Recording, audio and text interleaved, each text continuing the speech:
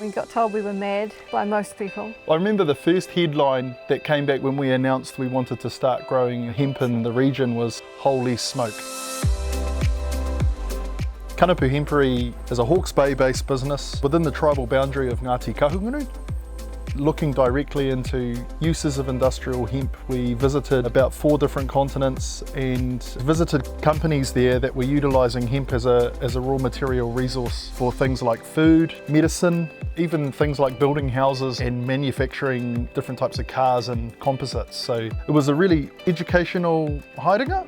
We thought, what's something that is fast growing and has a variety of different uses, so I guess is even more nutritious and good for the planet, good for us, good for our people. And so off Isaac went. 7 years later, here we are, and we probably wouldn't change it for the world, would we?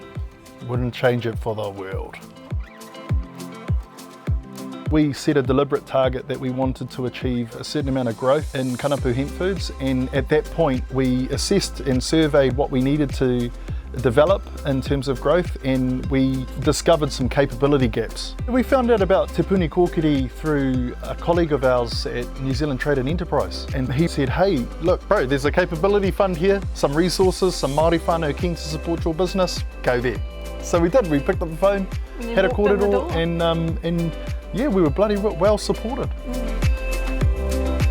Kanapu has a strategy to support Māori land block owners. That came about by, intentionally developing that as a framework and as a purpose for the company, was to serve the interests of whenua Māori landowners. What we look for is opportunities to enable our people to utilise their whenua for a purpose associated with contributing to the Aotearoa New Zealand economy.